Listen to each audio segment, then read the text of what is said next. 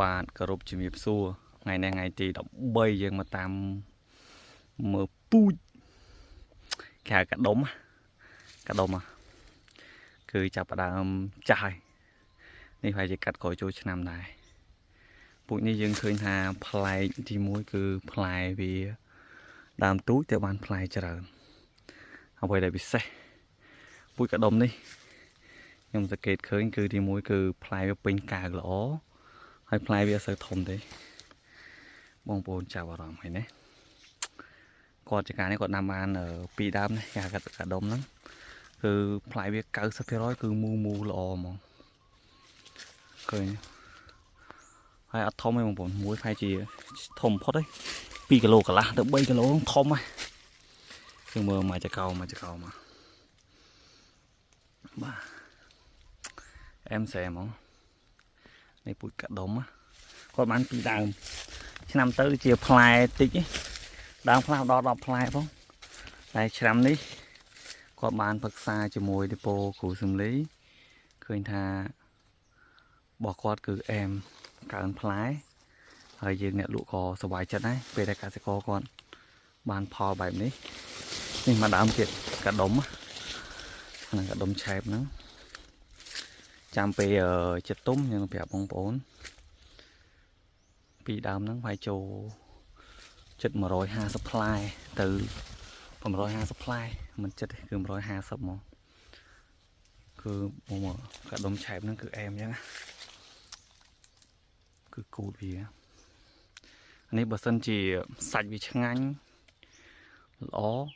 ណាំពូជនេះគឺក៏ចំណេញមួយយ៉ាងដែរព្រោះដោយសារផ្លែវាកាន់បានច្រើនសូម្បីមិនតិចទៅគឺយើងទុកបាន2ផ្លែដែរតែជាមើលរសជាតិបាទអរគុណបងប្អូនសម្រាប់ការតាមដានវីដេអូនេះនឹងចែករំលែកបន្ថែមទៀតអរគុណច្រើនបាទបងប្អូននេះពូជមូសង្ឃីងដើមនេះប្រហែលជាចូល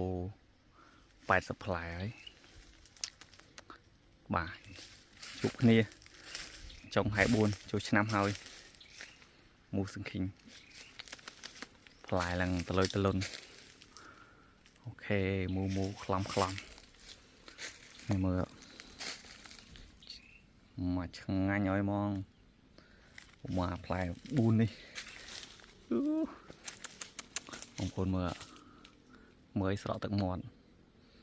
ក្អូបដែរអាផ្លែដែលជ្រុះបាទអរគុណបាទគោរពជំរាបសួរថ្ងៃនេះថ្ងៃទី12ខែ4យើងមកមើលពូជមូសង្ឃីងខាងស្រុកមេមត់គឺចិត្តបានកាត់ហើយបងប្អូនផ្លែគឺឡើងមូល្អមូសង្ឃីងជាតិ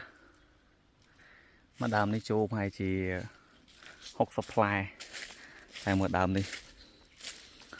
បានគ្រប់ទឹកហ្មងដើមនេះមិន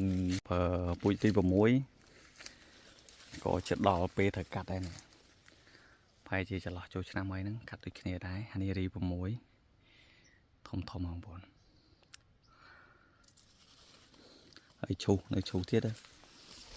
ទៅមកពូជទី6ទៀតស្តែរី6ហើយជាបងប្អូនចិត្តដល់ខែកាត់ហើយរី6នេះមកផ្លែឡើងមកឆ្ងាញ់មកមួយស្តែចាប់ពី3គីឡូឡើងហើយធំមើលឡើងក៏ពេញជាតិហ្មងធៀមបងប្អូន